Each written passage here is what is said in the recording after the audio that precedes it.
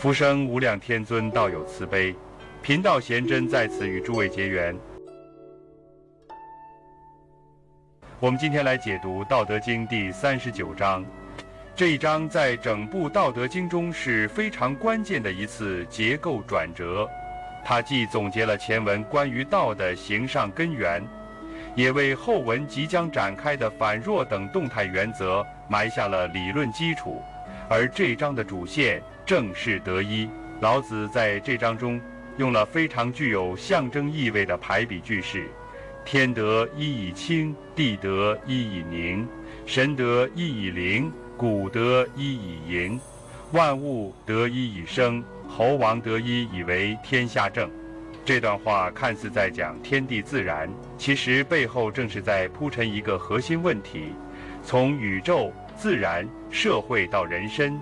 一切存在之所以能运行、有序、生生不息，是因为它们都得一。但这个一究竟指什么？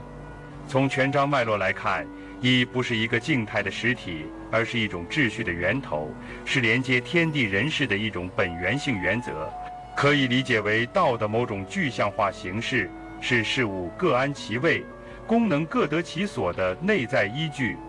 老子在此处并不拘泥于抽象哲理，而是用的一作为检验各种存在能否顺利运行的标准。这种思路也为我们理解现代社会制度和个体修养提供了重要参照。首先，从社会制度的角度来看，什么是制度得一？我们现代社会有一个非常突出的特征：制度精密而广泛，无论是法律、政策、教育体制、医疗体系，还是政务流程、技术标准，都越来越精细、严密、技术化。然而，制度的精细不等于制度的有效。很多时候我们看到，制度越多，问题越多。为什么？因为这些制度没有得一，它们脱离了最根本的价值基础和人性的关怀逻辑。一个社会制度如果不能回应人最基本的存在需求，最根本的安全感与归属感，它就容易流于空转。老子说地得一以宁，地若失宁，将恐废。这里的宁不仅是平静，更是一种可持续的运行状态，是根本稳定性的保障。换句话说，如果制度的设计没有将稳定之本放在最低层人民、最基础结构之中，那么整个制度就可能像失了根的楼台，看似壮观，却随时有崩塌的风险。这也是为什么老子强调贵以贱为本，高以下为基。在当今社会中，凡是将治理、制度、管理设计仅仅建立在高层意志或技术效率之上，而不将底层民众的生活、意见、情感、信任纳入其中的制度，都会在某个时点走入死胡同。中国历史上无数王朝的兴亡根源常在于此。老子讲侯王得一以为天下正，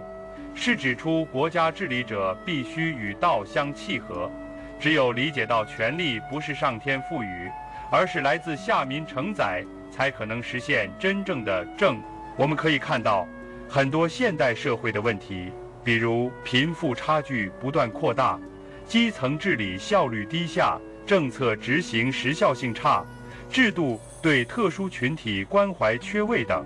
表面看是资源调配、流程设计、法律落地等技术性问题，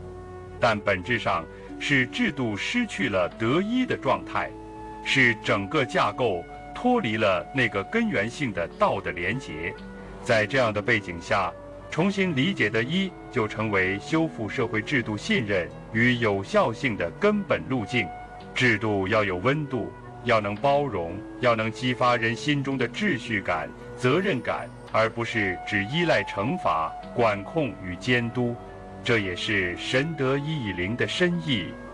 如果制度只是冷冰冰的规则，那么它最多是法律。唯有当它唤起人内在的道德感时，它才是治理。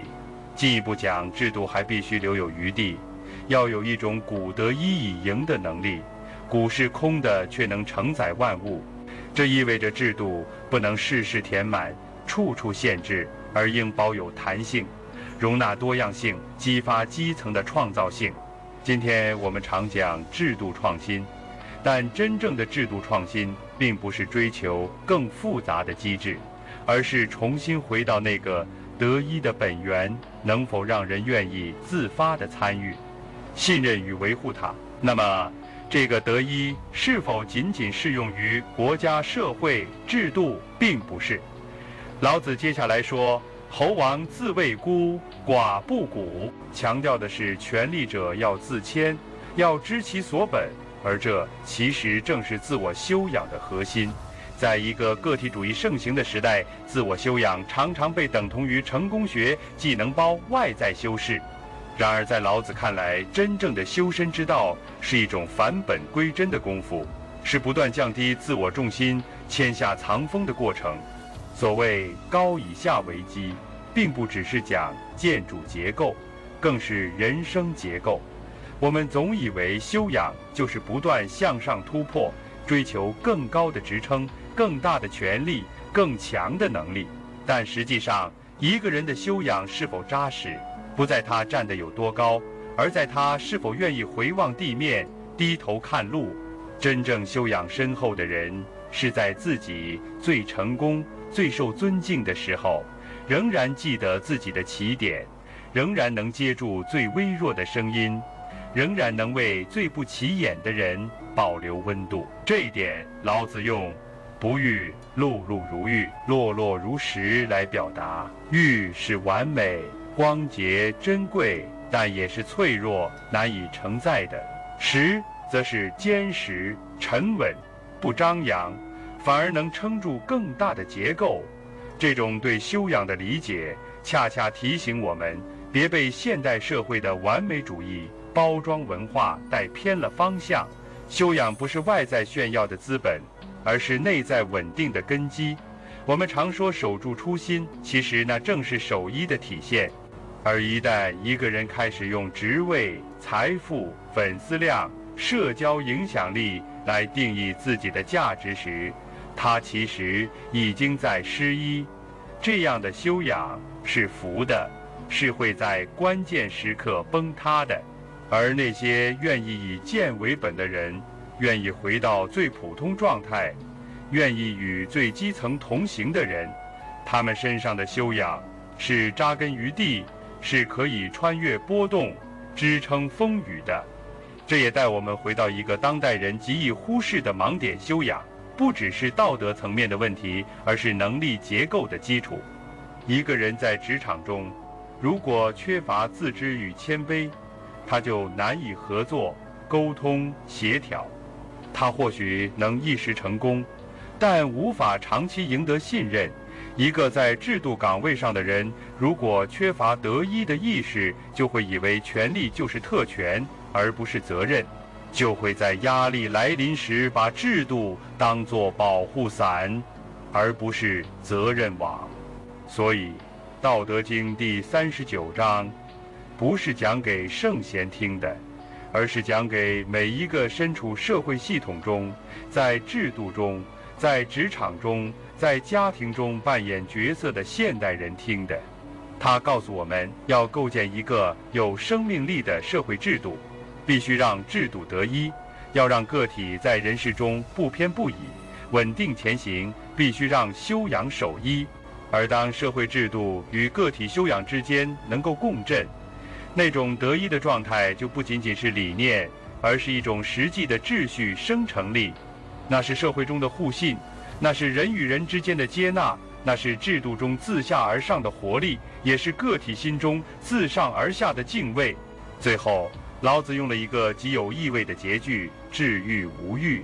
这是对当今时代追名逐欲文化的沉重提醒。在一个被流量、声望、外在认证所驱动的世界里，人们越来越以被看见为目标，却越来越难与自己的根基对话。而老子则告诉我们，真正的修养与制度的价值不在于外界的奖赏，而在于内在是否契合那个道，是否得一。那么，在下章，老子将从这个得一的稳定结构转入到反者道之动的动态机制中。如果说第39章是告诉我们如何站稳，第40章将告诉我们如何转身，《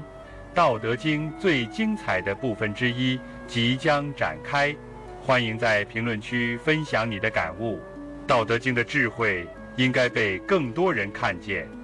关注频道，我们下期再见。